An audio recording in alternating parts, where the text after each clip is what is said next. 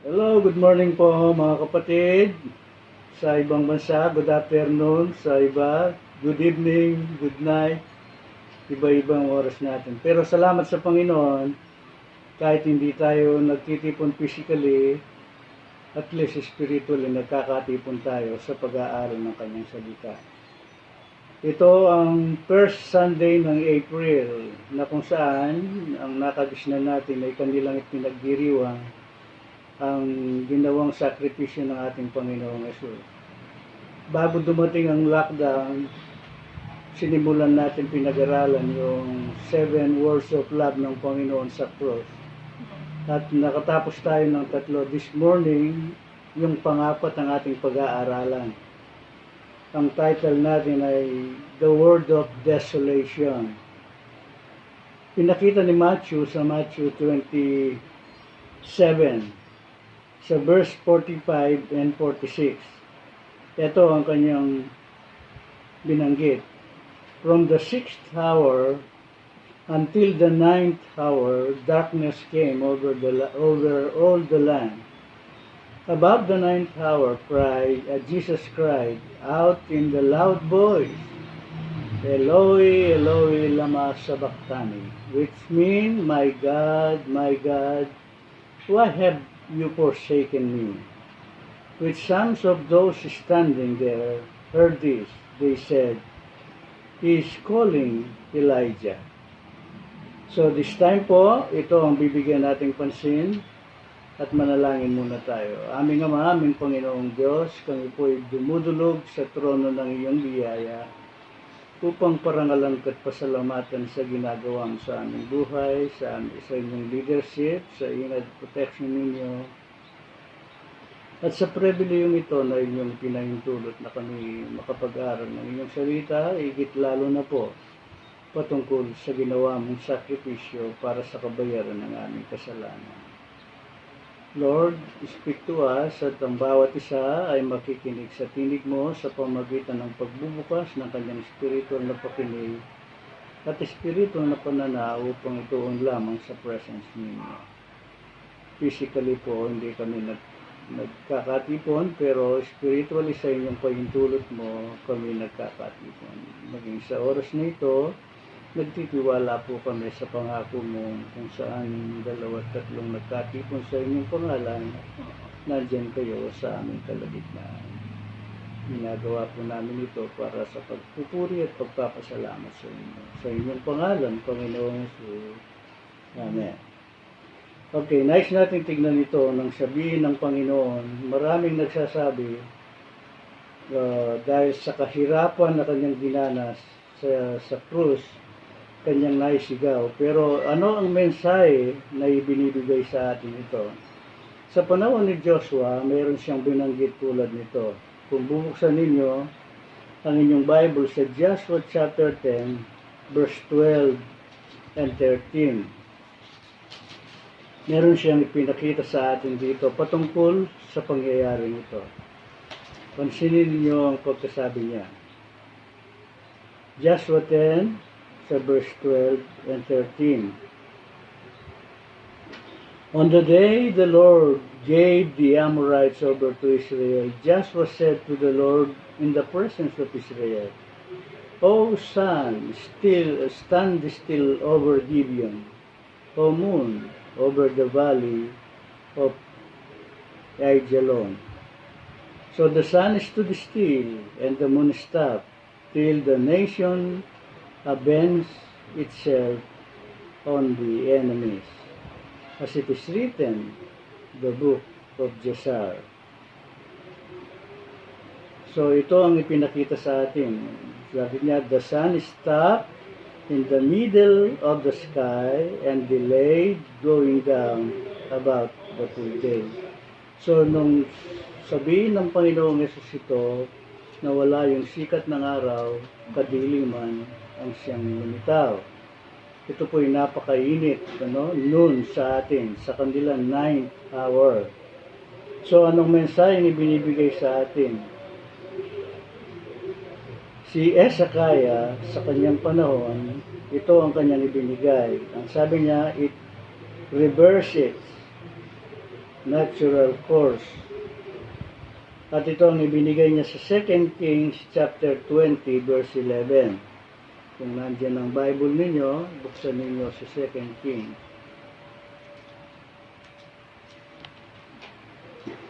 At ito ang kanyang binabanggit.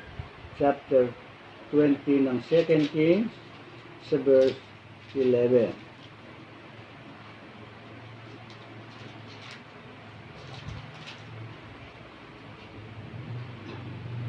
Then the prophet Isaiah called upon the Lord, and the Lord made the shadow go back. The 10 steps it had gone down on the stairway of Ahaz. Now, sa kamatayan ng ating Panginoon, when risen to its meridian height, it veiled its face in the darkness. Sa kanilang panahon, ang tawag nila 6th hour, corresponded sa ating panahon, tanghali or noon. It was a miraculous darkness produced by the almighty power of the Lord. So, ang punto ngayon, ito ang ipinakikita sa salitang an attestation to our Savior's character. Anong ibig sabihin ng attestation? Ito ay nagbibigay ng kahulugan ng testimony o attesting the character. Sa panahon ni Amos, ang darkness na ito ay kanyang inihayag na hindi tayo pwedeng magduda. Ngayon, sa Acts chapter 2, may binanggit si Pablo ng ganito. Acts chapter 2, buksan ninyo ang inyong Bible, at ito ang kanyang sinasabi. At ito ay nasa verses 16,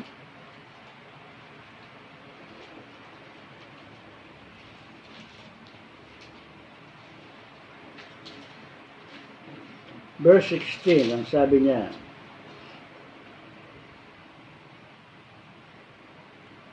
"No, this is what was spoken by the prophet Joel. In the last days, God says, I will pour out my spirit on all people. Your sons and daughters will prophesy, your young men will see vision, your old men will dream dreams. Even on my servant, both men and women, I will pour out of my spirit in those days, and they will prophesy. I will show wonders in the heaven above, and signs on the earth below, blood and fire and billows of smoke. The sun will be turned to darkness, and the moon to blood, before the coming of the great and glorious day of the Lord. And everyone who calls on the name of the Lord will be saved." So, noon pa man din, ay inihayag na ng Bible na may mangyayari na ang minsang araw magkakaroon ng kadiliman. At ito ang inihayag ng Panginoon sa pagkapako ng Panginoong Hesus sa krus ng Calvary. And so, kung titignan natin, ang sabi niya, the apostles quotes his very words for the express purpose of attesting the messiahship of Christ. So, yung pangyayaring yon na nagkaroon ng kadiliman, inihayag ang kapangyarihan ng ating Panginoon, ang tinatawag messiahship. Ang ikalawa, an emblem of his suffering. Darkness is often used in the scriptures as a figurative representation of affliction. So, figurative, of representation of his affliction. So, nang sabihin niya, mahirap yun, ano? My God, why hast thou forsaken me? His sufferings were such as no finite ingestion can conceive. So, ibig sabihin, kahit anong pag-iisip na gagawin natin, hindi natin kayang ipaliwanag at siya lamang mayroong kapangyarihan ito. Kaya kung titignan natin ang Lucas chapter 22 verse 53, ito naman ang kanyang sinabi. Lucas 22 verse 53.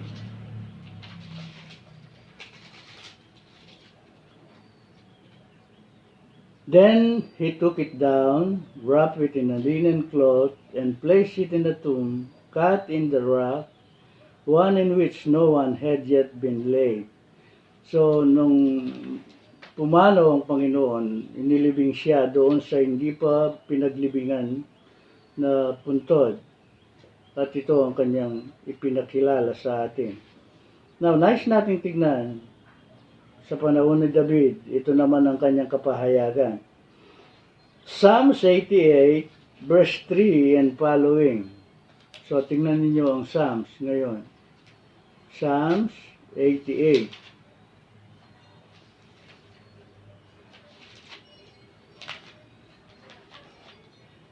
Magsimula tayo sa verse 3.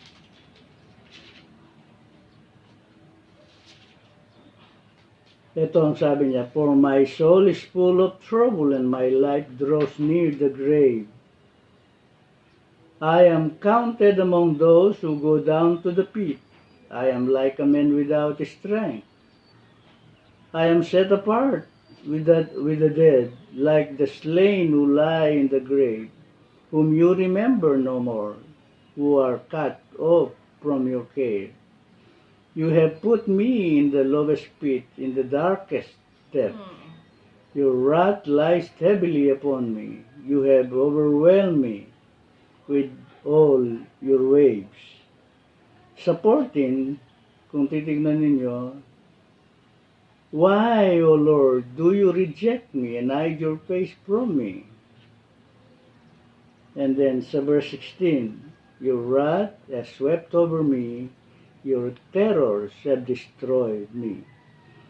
Napakahirap.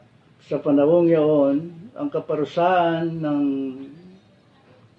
isang kriminal ay kamatayan sa krus. Pero ang ating Panginoon, hindi siya kriminal, kundi tinubos lamang niya ang bayad ng ating kasalanan, which is kamatayan. So sa panahong ito, ang nakagisnan natin, maganda yung kanilang pagdiriwang. Lahat ng araw may santo, tinawag nilang santo. Pero hindi nakatuon doon sa kahulugan ng ginawa ng Panginoong Hesus ang kanilang pagdiriwang. Sana tayong mga Kristiyano sa panahong ito, mamutawi sa ating mga labi ang pagpapasalamat sa Kanya. Pasalamat na walang umpay dahil hindi man tayo personal na nakapag-ugnayan sa Kanya, pero dahil sa Kanyang pagmamahal, ipinagkaloob niya ang Kanyang buhay sa krus ng Calvary. And so, ano pa ang ipinakikita dito? Ang pangatlong punto ay yung a prognostic of the judgment that should come upon from his enemy.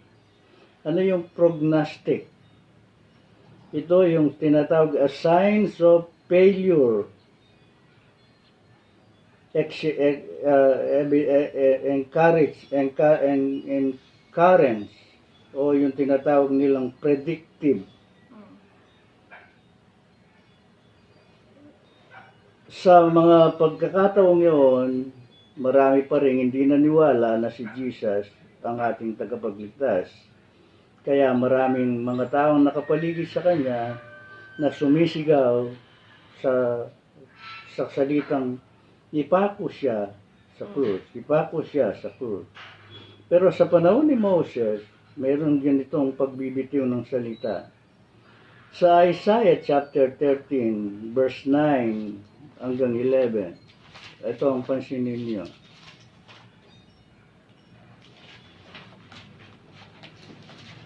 Isaiah 13, verse 9 to 11. Tignan niyo yung pagkawika niya.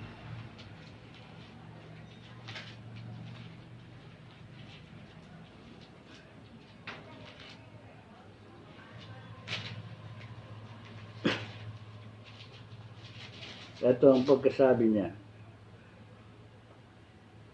Sa verse 9, See, the day of the Lord is coming, a cruel day, with wrath and fierce anger, to make the land desolate and destroy the sinners within it. The stars of heaven and their constellation will not show their light. The rising sun will be darkened, and the moon will not give its light.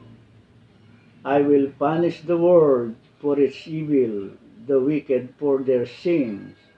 I will put an end to the arrogance of the haughty, and will humble the pride of the ruthless. So dito pa lang pinakita niya talaga yung mangyayari. Pero kung babasahin natin na wala pang nangyari sa panahon ni Jesus, hindi natin kayang bigyan ng pakahulugan ng bagay na ito. So noon pa man din sa panahon ni Isaiah, nabanggit niya na darating ang araw, ang sikat ng araw ay magiging kadiliman dahil sa pangyayari. So, titignan din natin ang lahat ng mga ito. Sa Mark chapter 13 naman, may binanggit din si Mark patungkol dito.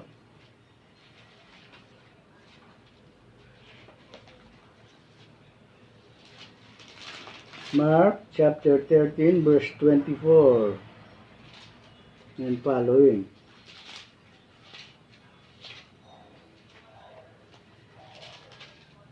Ito ang kanyang sinabi. But in those days, following the distress, the sun will be darkened, and the moon will not give its light. The stars will fall from the sky, and the heavenly bodies will be shaken. At the time, men will see the Son of Man coming in clouds with great power and glory. And he will send his angels and gather these elect from the four winds, from the ends of the earth to the ends of the heaven. Sa pagkakataong ito, dahil sa kalamidad, naririnig natin ang ibang bibig na nagsasabing, ito ay kaparaanan ng Diyos na malapit na siyang magbalik upang lahat ng mananampalataya ay kanyang kukunin. So, sa pagkakataong ito, ibinibigay ang mensahe sa atin ng Panginoon. Tayo maging totoo sa Kanya at patuloy magdalangin ng sa isa't isa. Katulad ng Kanyang abilin na daway datnan tayong malinis sa Kanyang pagdating. At bigyan natin pagkakataon ng ating sarili sa pagkakataong ito. Marami akong naririnig, hindi yung kanilang philosophy. Kahit mamatay ako sa coronavirus, wag lang sa gutom ang sabi nila. So, ibang kaisipan.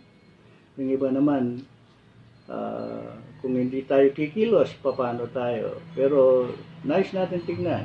Ang mensaheng ito ay matagal na nang sinabi ng Panginoon kung babasahin niyo ang Revelation. Pero sa pagkakataong ito, inuna niyang ginawa ang sakripisyo para tayo ay magkaroon ng kalayaan sa bayad ng kasalanan. And so, anong mensaheng ibinigay ni Mark? Napakaganda. Now, sabi niya, though the subject may appear unconnected with the practice, it may justly improve. Paano? Una, for the humbling of the impenitent. Pero ewan ko kung mangyayari yun.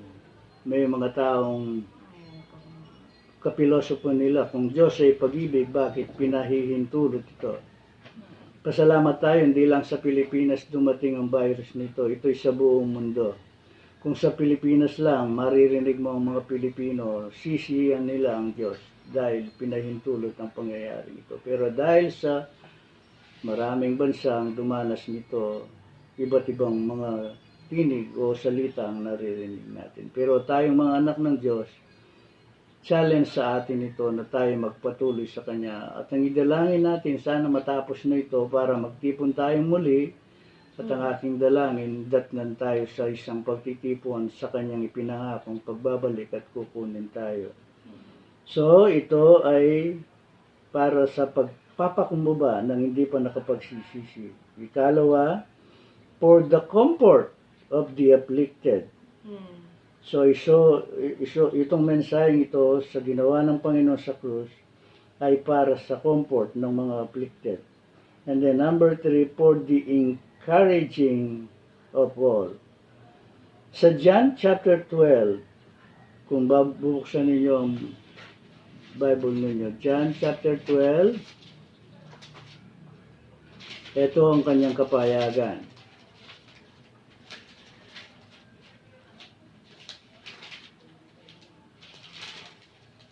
At ito ay nasa verse 3. Then Mary took about a pint of pure nard, an expensive perfume. She poured it on Jesus' feet and wiped his feet with her hair. And the house was filled with the fragrance of the perfume. But one of these disciples, anong pangalan niya? Judas Iscariote, who was later to betray him, objected. Why wasn't this perfume sold and the money given to the poor? It was worth of a year's wages. He did not say this because he cared about the poor, but because he was a thief, as a keeper of the money bag. He used to help himself to what was put into it. So, nakakalungkot. Kahit sa panahon ng ating Panginoon, inalagaan yung 12, and yet mayroon pa rin hindi pa naging totoo sa Kanya. Sa ating panahon, ito ang nakakalungkot. Yung iba, nag-enjoy sila, walang Sunday services, no? Hindi sila naiistorbo sa kanilang babakasyon. Pero sana hindi ganun ang ating kaisipan, tayong mga anak ng Diyos.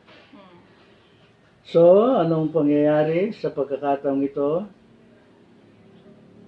The darkness is past, and the true light now shineth, the Sun of righteousness. He has risen with healing in his wings. The Lord will be our everlasting light in the days of our mourning shall be ended.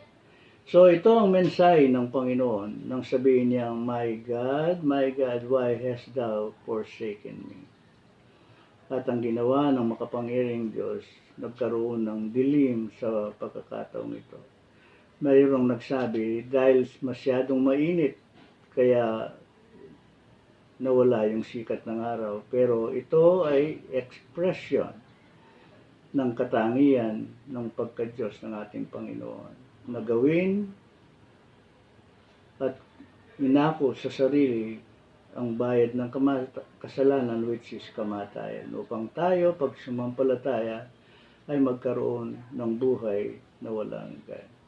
Mga kapatid, sa pagkakataong ito, tayong lahat ay dumulog sa Kanyang paanan at ipanalangin natin ang bawat isa, lalo na yung mga nadapuan ng virus na ito at yung nawalang buhay, yung kanilang pamilya, ay panalangin din natin at yung mga nagsasakripisyo para makatulong sa pagpapagaling. Yes, silapit natin ang bawat isa sa Pilipinas sa mundo na tinamaan nito, na magkaroon sila ng pagkakataon magbalik loob sa Diyos.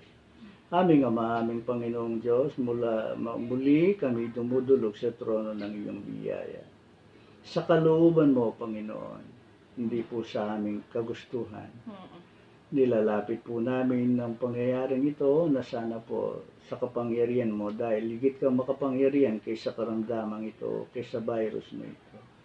Na ito'y magbukas na at kami po ay patuloy na magkaroon ng layang magtipon muli upang maparangalan, mapurihan at mapasalamatan ka.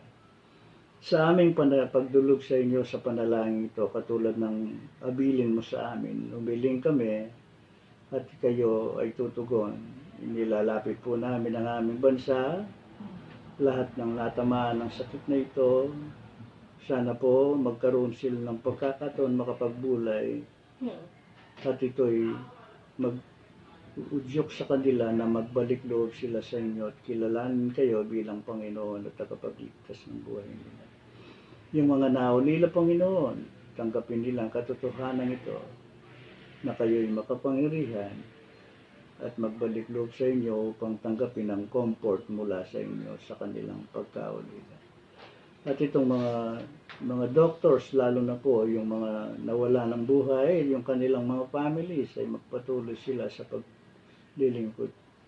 At ang mga frontliners na tinatawag, Panginoon, ay magkaroon ng pagkakataon magbalik loob sa inyo. Gayon din po, Panginoon, ang aming mga leaders mula sa Presidente, Vice President, Senator, Congressman, Governor, Vice Governor, Board Members, Mayor, Vice Mayor, Councilor, Kapitan at Kagawad at SK, lahat ng mga leaders sa bawat sulok ng aming bansa, ay pangunahan mo po sila na magkaroon ng conviction, na magbalik loob sa inyo. Lalo na po sa linggong ito ay pagdiriwang kamatayan sa krus ng Calvary. Sumagi sa kanilang kaisipan, ginawa mo ito hindi para purihin ka at parangalan, kundi upang tubusin kami sa bayad ng kasalanan, which is kamatayan. Pagpalain mo rin po, Panginoon, itong aming mga kapulisan, ang aming mga military sa kanilang pagbabantay upang lahat ay makatupad sa kautusan na para sa kapakinabangan din ng bawat isa.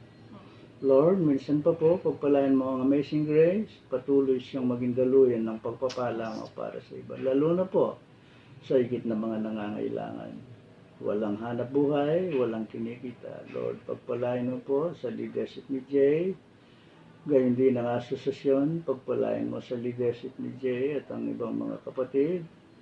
At nawa po, Panginoon, sino man yung mga kapatiran talagang nangangailangan, gumawa sila ng action at pagkilos para makatulong at makaabot ng anumang tulong, Panginoon, mula sa inyo, kalinga.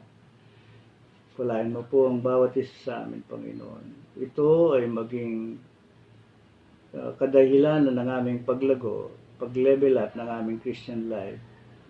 Dahil kami ay naka-lockdown sa aming mga kanya-kanyang tahanan kasama ang aming pamilya, ito po ay isang mensahe mo na kami nagkakatipon upang magdalangin sa isa't isa. Salamat po, Panginoon, sa unawa mo, sa ingat at protection ninyo. Pagpalain mo po ang bawat isa. Sa inyong pangalan, Panginoon Jesus. God bless. Pagpalain tayo ng Panginoon.